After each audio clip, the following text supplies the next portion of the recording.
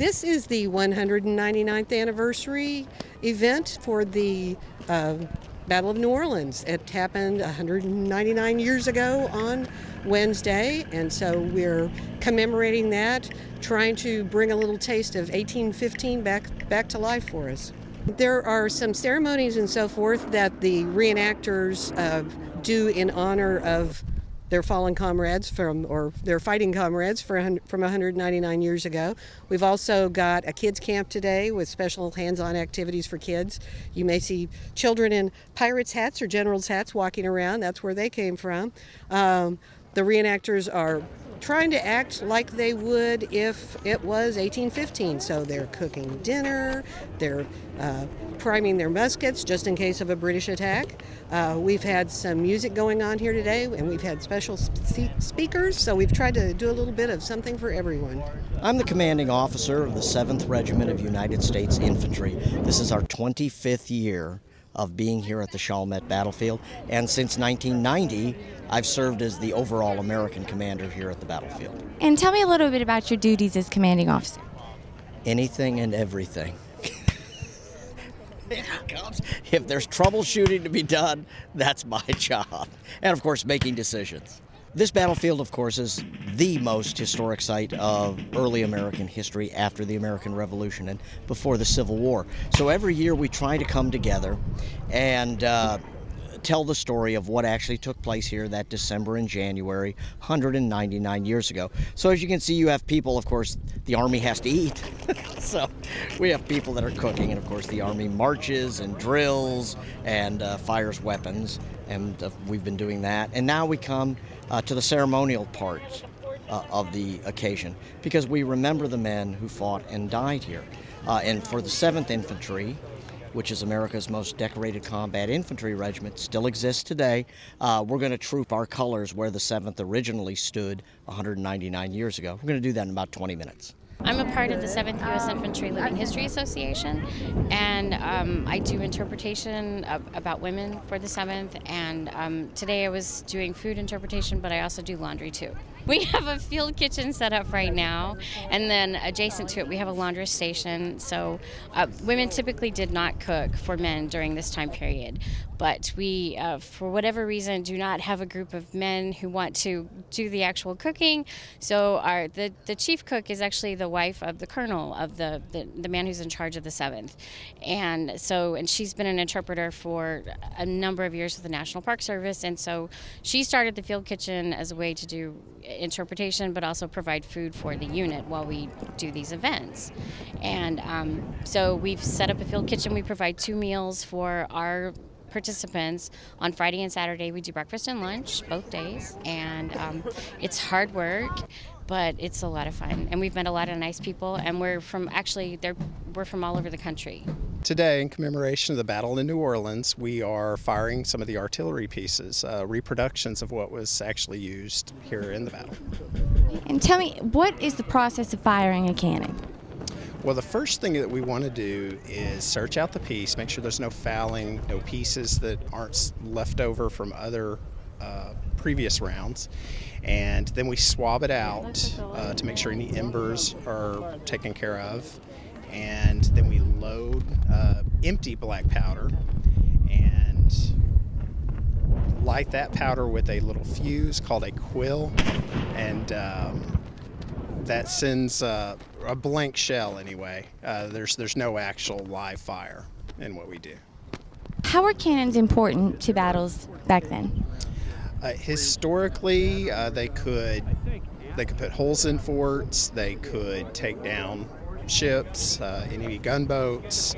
But with troops, especially in Revolutionary War, more just a line of troops, unless you use something like grape shot or canister shot, which is more anti-personnel. It's more of a shotgun effect where it shoots several small balls. It seems like a long process. How many people are involved in firing a cannon, and how long does it take to actually fire it?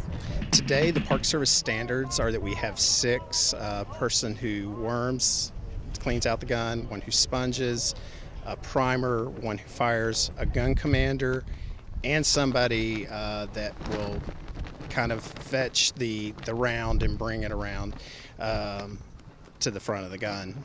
to be loaded. We do go slow just for demonstration purposes and to show all the steps, and also for safety purposes. Well, we was free men, and Andrew Jackson, he needed some more people, so he had free some slaves. He's free all the slaves because we need all the men we can to stop the bear for invading our country and stuff. Well, as you can see over there, we fought them right here in the Chalmette battlefield. They came out here and fought for everybody's freedom. If it weren't for the free men of color, we want to be like as today. I really enjoyed being part of the free men of color. It helped me cause I ain't know nothing about the free men of color, to be honest. And it's a perfect opportunity for me to learn about what they did, what they fought for, and everything. And I appreciate what they did. For people that have never been here before, what is the must-see attraction that you recommend? Well, it's the entire field, because you need to soak in the fact of what occurred here. And of course, there's the monument, which is a very imposing structure. And I also recommend that people go into the museum. There are several films that they can view, several exhibits. And of course, when we're not here, it gives them more of a hands-on experience to see what actually transpired here. I would have to say that my favorite thing here is the school day that we do on Friday, because anywhere from 1,500 to 2,500 kids come through the site, and they get to visit all the different camps and find out about all the key players who were involved in this conflict, and find out about the different roles that everybody played. And it all starts with kids. You have to teach them about their past and help them appreciate, makes them appreciate modern day life much more. The Battle of New Orleans, we often say the Battle of New Orleans and the War of 1812 are kind of forgotten conflicts. You say Battle of New Orleans, and most of us start singing that little song about 1814. We took a little trip, right? But it was a crucial moment in forming what we now feel is our American identity. That was a moment where, a young country, 35 years old, suddenly everybody came together and realized there was a major threat. Okay, and tell me a little bit about the nighttime events that take place. We do a lantern tour every year, and what we're trying to do is recreate the night before the Battle of New Orleans. They pretty well knew that there was going to be a battle within the next couple of days. We could see what the British were doing, they could see what we were doing. So what we do is set up the camps and walk people through, and it's all lit by lanterns, by firelight, by candlelight, and we stop at the camps. They do a little 3-minute, almost like a little play about what would have been going on in their camp, perhaps, 199 years or 200 years ago. And it's really a wonderful experience. It really gives you chills. It really makes you feel like you are there. Groups of families are coming in and walking around and seeing 8 vignettes, which include the British soldier, the women of New Orleans, sewing clothes and preparing for the battle to help the men, and also different groups on the American side, like the Tennessee militia. Why is it important that people learn about this? Well, we want people to know what the free men of color did and what they died for. Very simply, the American Republic was saved on this field. We were very close to separating as a nation 199 years ago. New England was voting to secede from the Union. The war had not been going well for the United States. Britain did not recognize the validity of the Louisiana Purchase. So if Great Britain had won on this particular battlefield, then they literally would have controlled the southern coast of the United States. Of course, the United States, which extended west of the Mississippi with the Louisiana Purchase, would have been abrogated. The states of Indiana, Illinois, Michigan would have become an Indian buffer state. New England would have left. The United States would have been a small, isolated little collection of states within the central part of the country.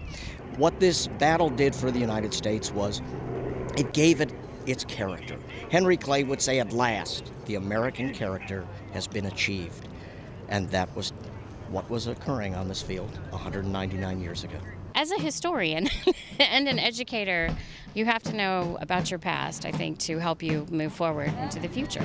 So this is one way that we, teach our kids and future generations about what has happened. And it's a way to preserve our history and keep certain traditions alive and, that kind of thing. What was really happening was it was a very young country, 35, 40 years old at that time, and people really didn't think of themselves so much as Americans, as big picture Americans at that time. If I ask you where what you were, you'd say, I'm a Tennessean, I'm a Virginian, I'm from Louisiana. But after this battle, because all these people came from all over the Southeast, volunteers, professional troops, people of every race, creed, color, social class, language, etc., all of a sudden everybody went, that's what being an American is. We get together, we put aside our differences, we get the job done. And then we may go back to fighting among ourselves, but when it comes down to it, we can work together. That's what being an American is all about. This battle was very important for the city of New Orleans and Louisiana and America. It helped bring the city together after the Louisiana Purchase, because as you know, it was a difficult transition period. But this battle helped bring all of the people living in Louisiana together, and all of the Americans, the free people of color, and native Louisianians. How often do you do these reenactments? Well, here is just once a year. But we do programming all over the United States. And of course, we're getting ready now for the 200th anniversary of the battle next year. And do you have anything about what's going to happen on the 200th anniversary? Oh, we certainly do. You can go to our webpage, which is cottonbaler.com, COTTONBALER.com. And when the main page displays, you'll see for New Orleans 1815 information. Click here. Click on that. That will outline for you an entire week's worth of celebration and commemoration. We also have a Facebook page where you can keep up with what's going on for the event, a YouTube channel. We've been filming commercials for the event, so just stay tuned. The next time that they do this reenactment is a big deal. It's the 200th anniversary. Do you have anything special planned for that? We're hoping this will be a fabulously memorable year, and it's not going to be just 2 or 3 days in 2015. Things will actually kick off around Thanksgiving in 2014 this year, because Andrew Jackson arrived in New Orleans on December 1st, 1814, and by that time everybody knew the British are on their way to New Orleans. We need to do something fast. So there'll be exhibits at museums and so forth all over town. There'll be special speakers. We'll have special events going on out here. Our living history partners are planning some special things. And of course, the State Bicentennial Commission for the Battle of New Orleans will also be doing special things. So there should be lots going on, and people should come away with an amazing new understanding of what it was like to be in New Orleans during those exciting 2 months. This is a really informative event, and you can learn a lot about the local history here. For people that can't make it here today, is there other ways that they can learn about this battle? Well, of course, we like to encourage them to go to our website, www.nps.gov/JELA, and we've got links to the battlefield. We've got links to our Facebook and Twitter pages, so folks can follow us there. And we try to put up information about the Battle of New Orleans. And of course, they can also come to Chalmette Battlefield. We're open 363 days a year. We're only closed on Christmas and Mardi Gras. And even on days when the visitor center isn't open, they can come here to the battlefield, walk around it, read the outdoor exhibit signs, and get a feel for what things were like back in the day.